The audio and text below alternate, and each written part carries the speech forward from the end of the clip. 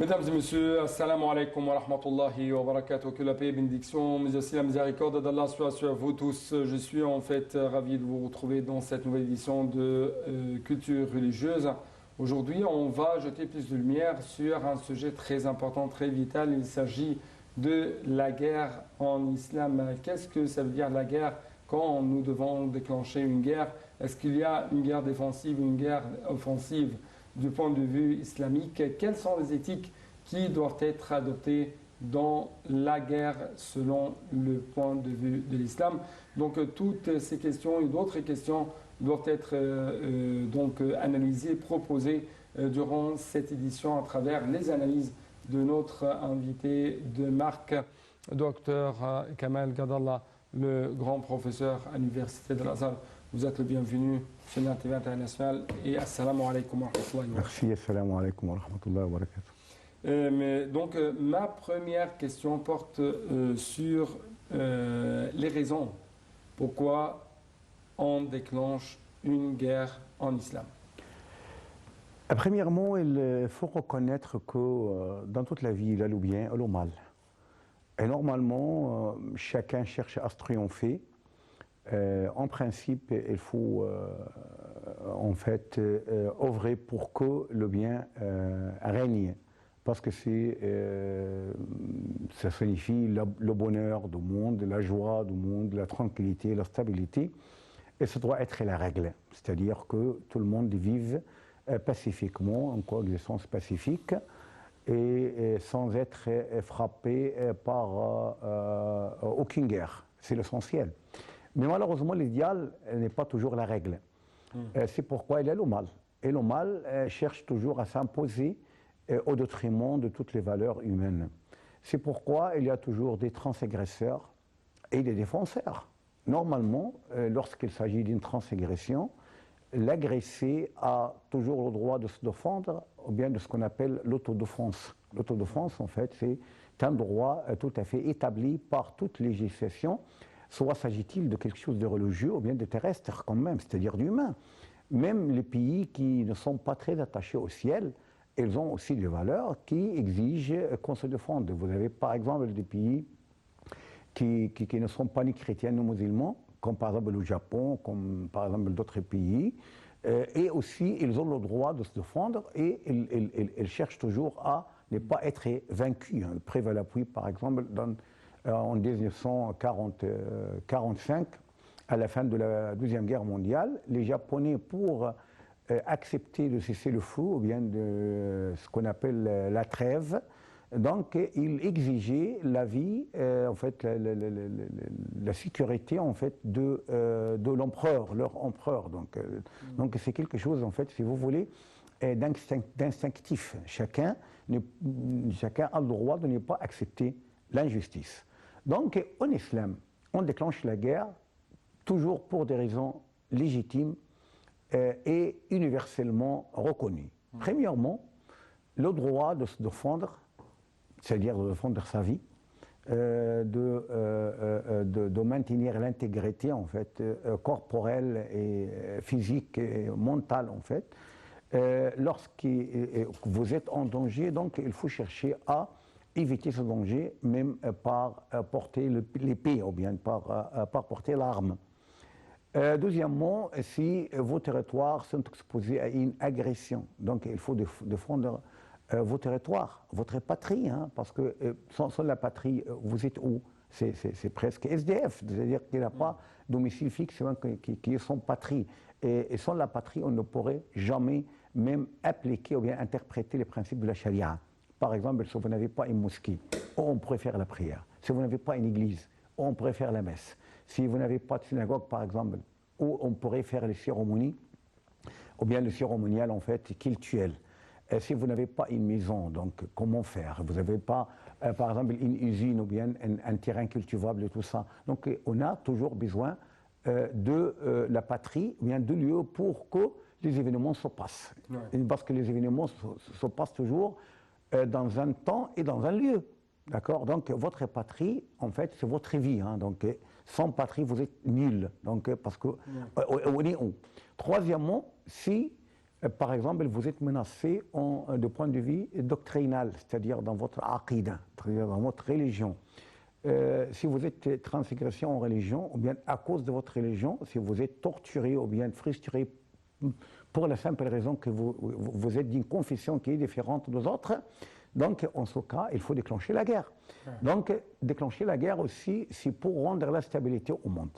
Nous avons un verset tout à fait capital et majeur dans cet égard qui dit أذن الذين يقاتلون بأنهم ظلموا وإن الله على نصرهم لقدير الذين أخرجوا من ديارهم بغير حق إلا أن يقولوا ربنا الله ولولا دفع الله الناس بعضهم ببعض لهدمت صوامع وبيع وصلوات ومساجد يذكر فيها اسم الله كثيرا ولينصرن الله من ينصره إن الله لقوي عزيز. C'est-à-dire, sans mener le combat, sans déclencher la guerre défensive, entre guillemets, on sera en présence des démolitions, des églises, des synagogues et des mosquées, d'accord? Et les gens ne seront pas du tout sécurisés ni pour leur vie, ni pour leur culte et religion, d'accord? Donc, on fait la guerre à titre défensif et à titre préventif pour éviter que le monde vive en situation chaotique. Ouais. Parce que s'il n'y a pas des braves, s'il n'y a pas des gens de volonté ferme, de combattants, des gaillards en fait, donc les chétifs seront quoi? Ouais. Les chétifs seront en fait dans l'oubli, hein, parce que par exemple, lorsqu'Allah a ordonné aux descendants d'Israël de mener la guerre, il les a avertis que si on ne fait pas la guerre, donc la cité où ils vivent serait écroulée et les enfants seront sinistrés et les femmes et les chétifs. Donc on fait la guerre pour défendre les civils, pour défendre les biens des autres, les territoires des autres, les lieux de culte des autres. Donc on fait la guerre pour des visée sublime et honorable. Ouais, ouais. Donc, avant de continuer notre discussion, j'aimerais proposer un reportage concernant ce sujet. Après ça, on va poursuivre notre discussion.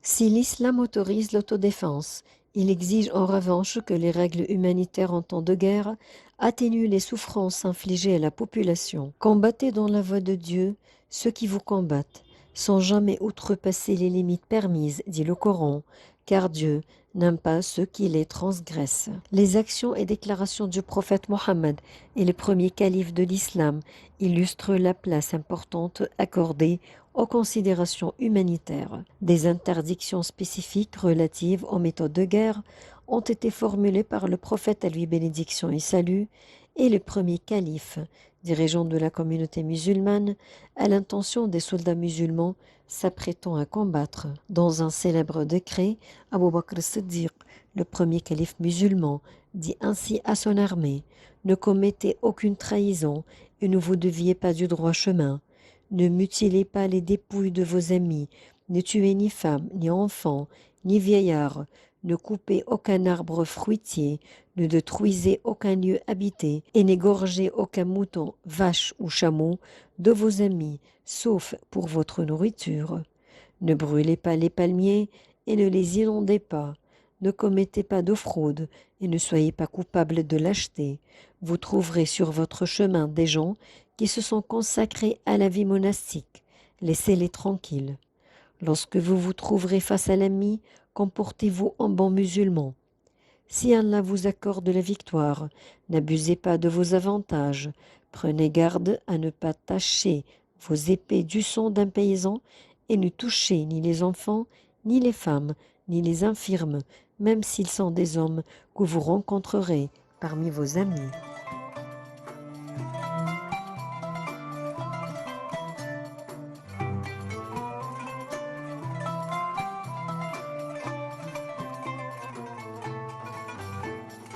Donc, chers téléspectateurs, une autre question très importante. Du point de vue islamique, quand nous devons déclarer la guerre, comme notre grand cher? Bon, premièrement, la guerre, c'est la solution ultime, la solution finale, inéluctable. C'est-à-dire on cherche à éviter, à éluder la guerre dès le départ. Par quels moyens? Premièrement, par chercher la bonne entente et la coexistence pacifique. Par déclarer la paix avant. D'accord? Ya ayyuha alladhina amanu dukhulu fi s-silmi kaffa. C'est-à-dire il faut en fait se ranger à côté de tout ce qui est pacifiste. Il faut chercher la paix. Il faut toujours chercher la paix. Parce que la paix, c'est quoi? La paix, c'est le développement, c'est la croissance, c'est la vie heureuse, c'est aussi le bel avenir pour les enfants. D'accord? Donc, la base, c'est la paix. Pour l'islam, dans la vie, c'est la paix. Oui, oui. La guerre, c'est une exception. C'est une urgence. Urgence. Oui, si vous voulez, c'est une urgence à laquelle on fait recours en cas de désespoir, c'est-à-dire on est désespéré que la paix s'établisse, d'accord? Donc, parce que l'autre partenaire, en fait, il a complètement, catégoriquement refusé la guerre, refusé la paix. L'adversaire. Oui, l'adversaire a refusé catégoriquement la paix.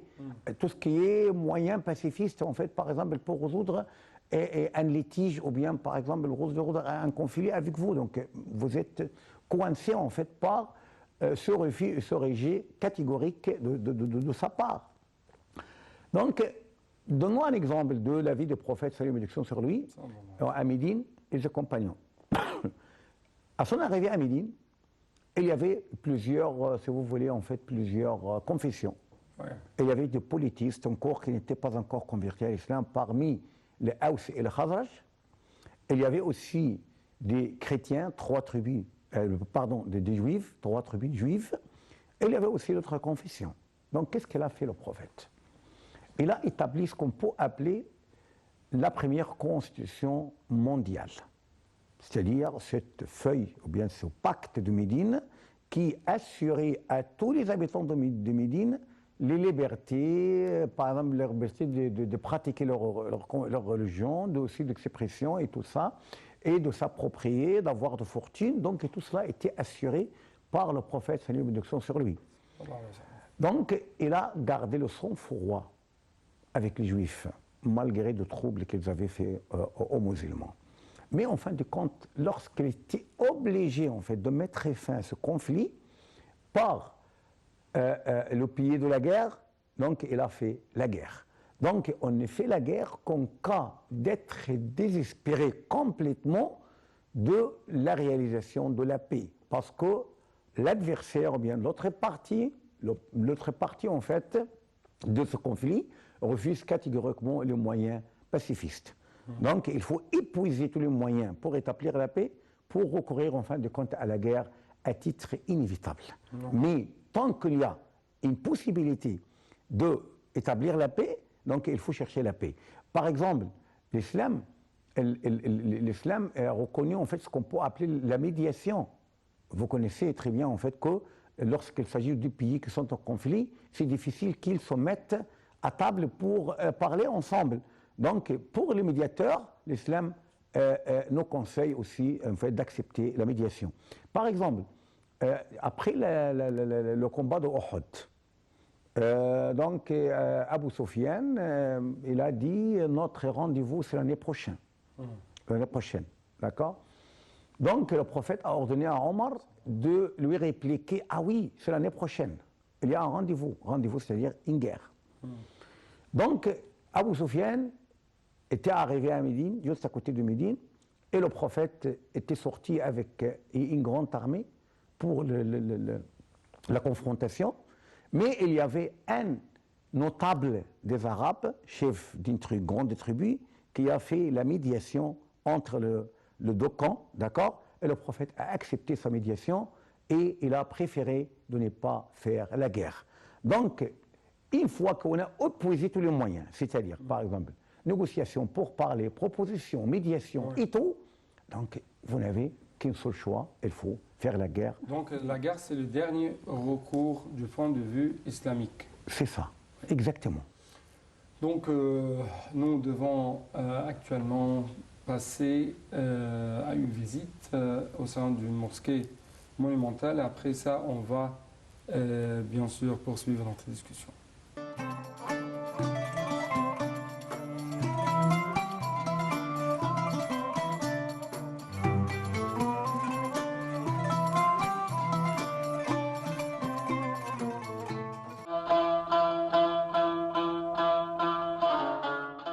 La rue d'El Moez est la rue la plus ancienne du Caire.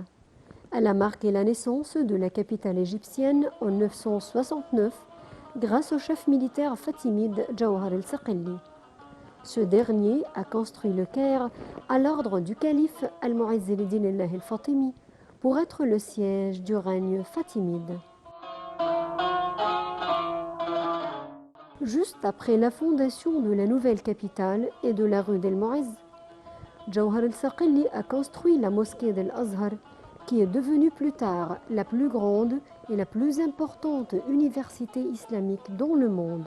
Le visiteur de la rue d'El Moez sent l'odeur de l'histoire qui embaume l'endroit, et ceci grâce au grand nombre de monuments qui l'entourent et qui témoignent de la magnificence de l'architecture islamique à travers plus de 1000 ans. Ces monuments ont fait de la rue d'El Moez un vrai musée ouvert. Grâce à sa position au centre du Caire et dans la région d'El Azhar, une des régions commerciales les plus importantes de la capitale, la rue d'El Moez est considérée comme un souk et des milliers de visiteurs s'y rendent chaque jour, non seulement pour y faire du tourisme, mais aussi pour faire des achats. La rue d'El Moez est l'artère principale du Caire dès sa fondation. Elle regorge des monuments des différentes ères islamiques en Égypte, fatimides, ayyoubides, mamelouks et ottomans. À l'époque fatimide, ayyoubides et mamelouks, il y avait des traditions pour passer dans la rue d'El Moez, notamment pour les bêtes qui portaient des marchandises sur leur dos. Il était obligatoire que ces marchandises soient couvertes, et les bêtes portaient une sorte de couche pour les animaux pour ne pas polluer la rue par leurs déchets. Le gouvernement exigeait à l'époque des propriétaires des magasins de mettre des lanternes pour illuminer les rues durant la nuit. Ils devaient aussi mettre des grandes jarres remplies d'eau comme mesure préventive contre les incendies.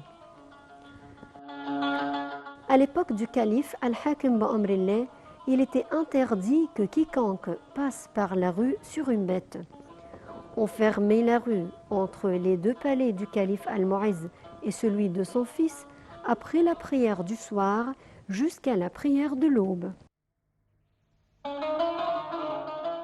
Comme on vient de mentionner, la rue d'El Moez renferme des monuments de différentes ères de règne islamique en Égypte.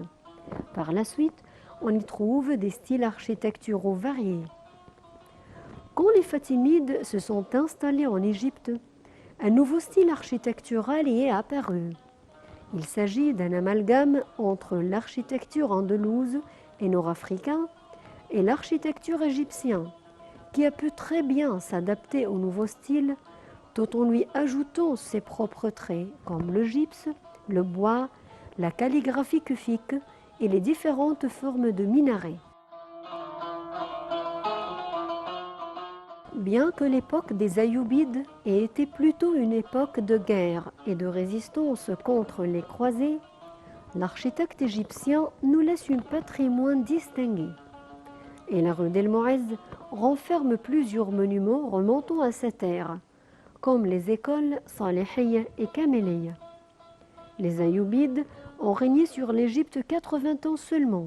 Toutefois, ils ont laissé des traits artistiques qui ont influencé l'architecture égyptienne, comme les dômes en pierre et en bois, ainsi que l'utilisation du cuivre et des vitraux, outre le mosaïque doré utilisé dans les mihrabs. L'époque des Mamelouks maritimes, qui ont régné sur l'Égypte près de 132 ans, a représenté l'ère dorée de la rue d'El Moez. À cette époque, les sultans se sont concurrencés dans la construction des édifices, notamment les complexes monumentaux qui se composent d'une mosquée, d'une école, d'un khanqa, d'un hôpital et d'un dôme tombal, comme le complexe du sultan Qalaoun et celui de son fils An-Nasir Muhammad ibn Qalaoun.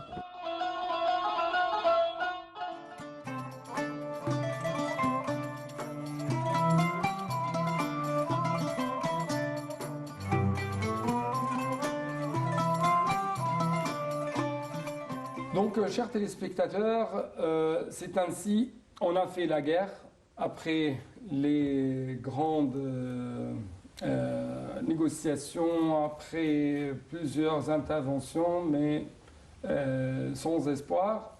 Donc, on a fait la guerre. Après la guerre, il y aura, si je puis dire, la fin de sa guerre. Quand, du point de vue islamique, nous devons arriver au point final d'une guerre. En fait, en islam, la guerre, c'est quoi? La guerre, c'est de se défendre ou bien de se repousser les ennemis, les adversaires. S'il y a, par exemple, une terre qui a été conquise par les adversaires, les ennemis, il faut la libérer. Donc, il faut déterminer les visées de la guerre dès le départ. Par exemple, vous avez des musulmans qui sont empêchés de pratiquer leur religion et vous êtes déjà arrivé à vaincre les despotes, en fait, pour qu'ils donnent libre cours à n'importe qui, des partisans de religion, des adeptes de religion, de pratiquer sa religion. Donc, vous êtes arrivé à le vaincre, à le faire, d'accord? Donc, vous avez déjà réalisé votre visée de la guerre. Vous aviez, par exemple, une terre conquise, vous l'avez déjà libérée. Vous aviez, par exemple, un danger persistant. Maintenant, le danger s'est dissipé complètement. Là, il faut arrêter la guerre. C'est-à-dire quoi? Par exemple, je donne toujours l'exemple de la Deuxième Guerre mondiale parce qu'elle était tout à fait retentissante, comme vous voulez. C'était la grande guerre. Hein, parce qu'en Égypte, même par exemple dans les journaux, qu'est-ce qu'on disait? On disait Al-Harb al-Kubra, c'est-à-dire cette guerre massive hein, qui a renfermé plusieurs parties en fait, du monde. C'est pourquoi j'ai fait recours en fait, à en prendre pour exemple. Par exemple, il y avait la guerre. Mais pourquoi en fait cette destruction, cette implication des civils dans cette guerre? C'était tout à fait horrible. Par exemple, Churchill, il a avoué après. Churchill, il a dit, lorsqu'il était en fait rivalisé d'une façon très dure par le représentant de l'Union soviétique, il avait dit, moi je dois me gifler parce que c'est moi qui avais insisté sur la destruction de l'Allemagne.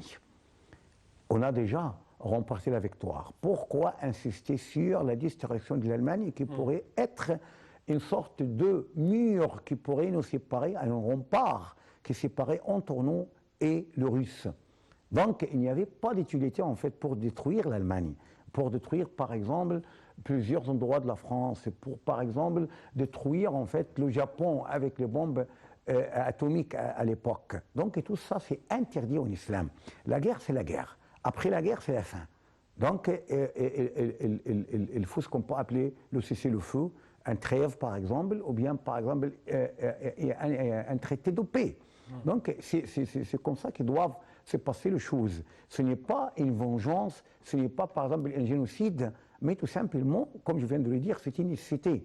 Et nous avons une règle fondamentale dans le droit musulman qui dit « Ad-darura tuqaddar biqadriha », c'est-à-dire on fait recours à la nécessité dans la mesure de minimum.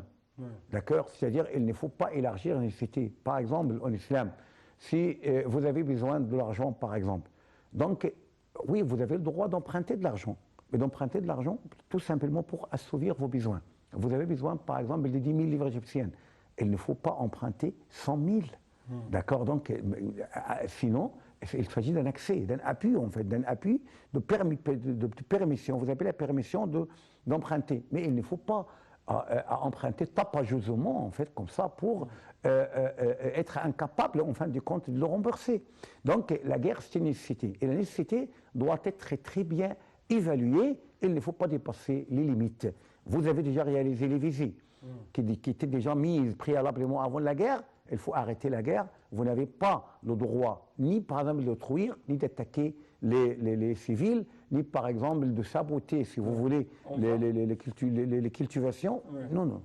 On va ajouter plus de lumière sur ces derniers points, sur ces détails, mais en tout cas pour clôturer cette édition, donc l'islam voit la guerre en tant qu'une urgence, en tant qu'une nécessité du point de vue, c'est le dernier recours quand on parle d'un litige, d'un conflit, mais en même temps, même dans la destruction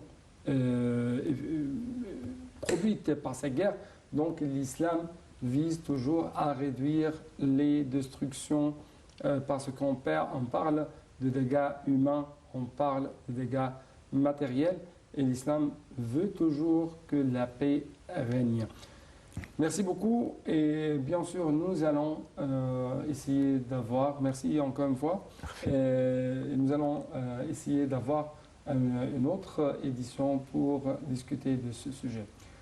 Mesdames et messieurs, merci encore une fois et assalamu alaikum wa rahmatullahi wa barakatuh. Que la paix et bénédiction, mais aussi la miséricorde d'Allah soit sur vous tous. Au revoir.